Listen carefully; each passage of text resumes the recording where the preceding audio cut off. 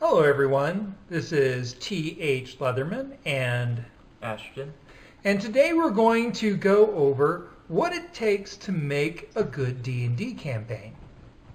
So the first thing you're going to need to do is you're going to need to hook the party. This is also sometimes known as fishing for players. Because you know what hit points are, they're the life of the party. The tavern. Where do your players start? Do they start in the tavern and meet everyone else in the tavern, or would they meet like in a store? Taverns are kind of popular, but they're not the only place that your party can meet each other. Another good hook is the ancient prophecy. Now the thing about ancient prophecies is you can't be too direct. You have to be kind of circumspect. Have it look like it means one thing, but it actually means something else. In one of my favorite stories, Shadow Magic, Connor goes through the entire book thinking that he is the son of the one-handed prince when it's actually someone else entirely. Another good trick to get the party interested is to have a relative or friend of the party be kidnapped. Then get the whole party together to go find the kidnappers and recover the person.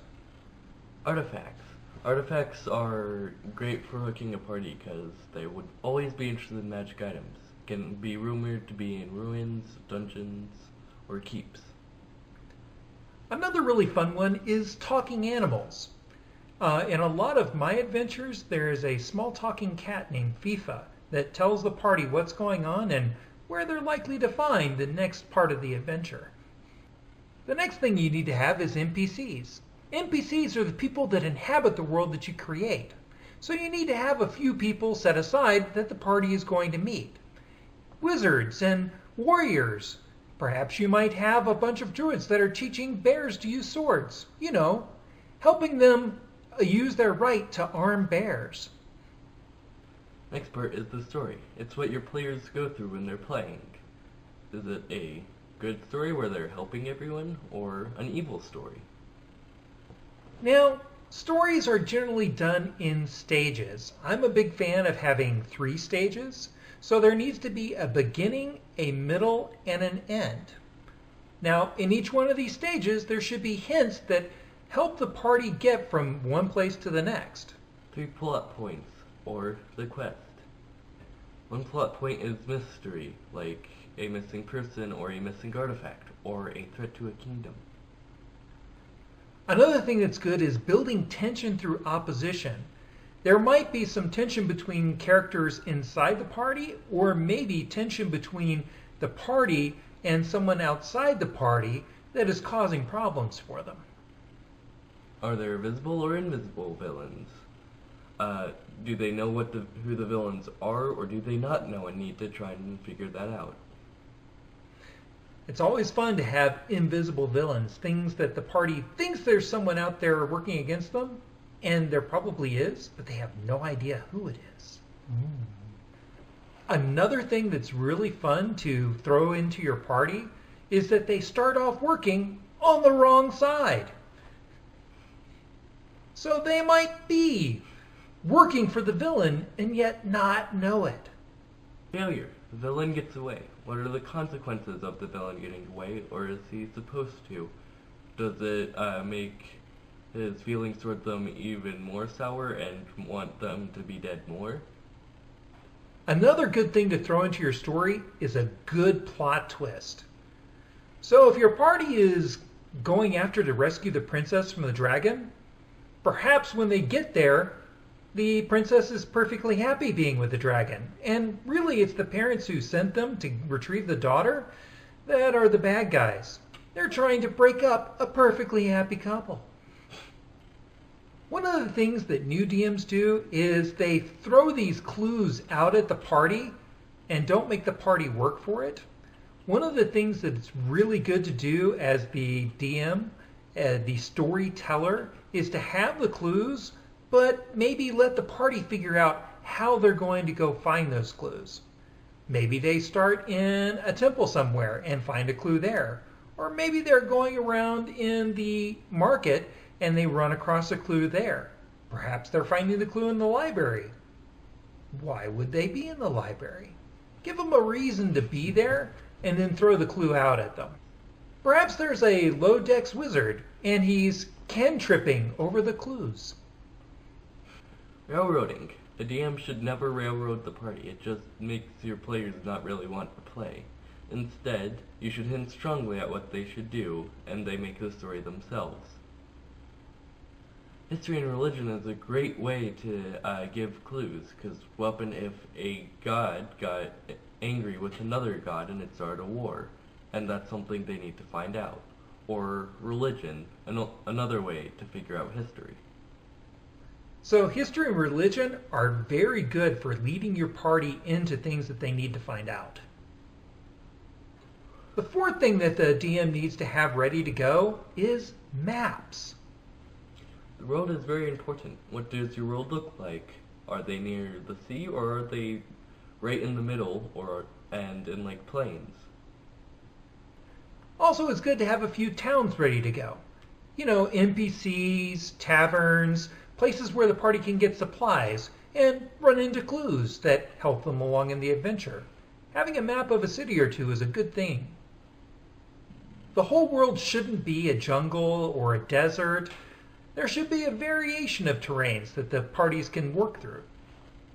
What races live in what areas? Like, wood elves would probably live in forests. Elves maybe in forests or plains. Humans living about anywhere they can. Dwarves living in the mountains. Have a mountaintop guarded by rogues. You know, a sneak peek. You should have dungeons, ruins, and keeps. A place where your adventurers can get treasure, but also have to fight for it. They might also find clues in wherever they get treasure to advance the story. Some useful resources you can use to inhabit these ruins and dungeons is page 82 of the Dungeon Master's Guide. There is a way that you can actually calculate how many players you have and what level they are, and how much XP of monsters you should be throwing at them at a time. This goes well with page 306 in the Dungeon Master's Guide, which gives you a bunch of challenge rating monsters by level and experience points.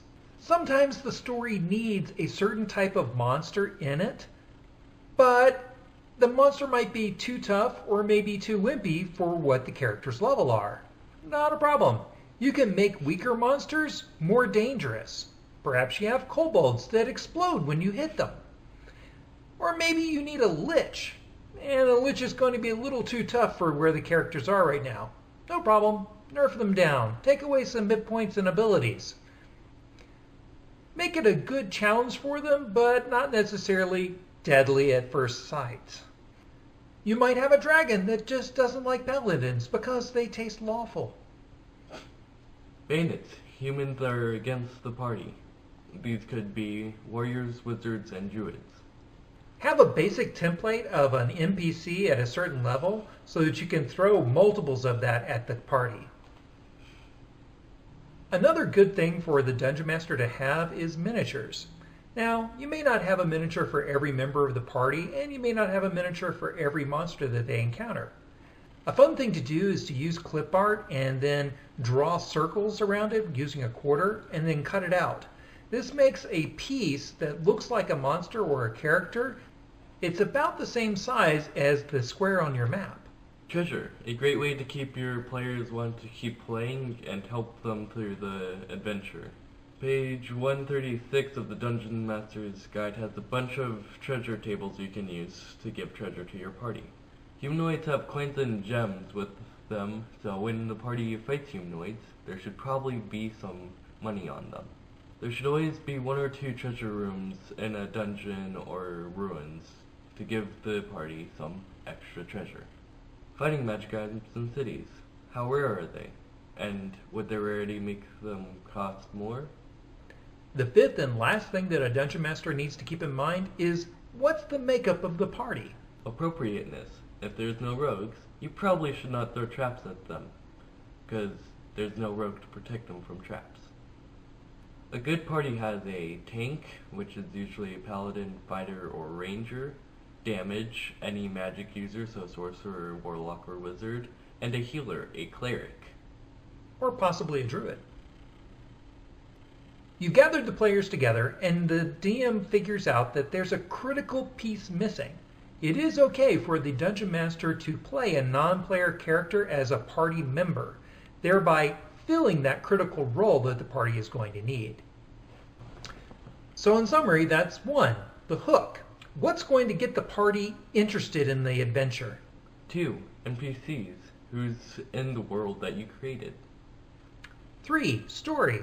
Putting together all the plot points and clues that are going to keep your party interested in moving through the adventure. 4, the maps. Where are your adventurers adventuring through? And what does your world look like? And 5, putting the party together and filling in those critical roles. So I'm T.H. Leatherman. And I'm Ashton. And until next time, have fun!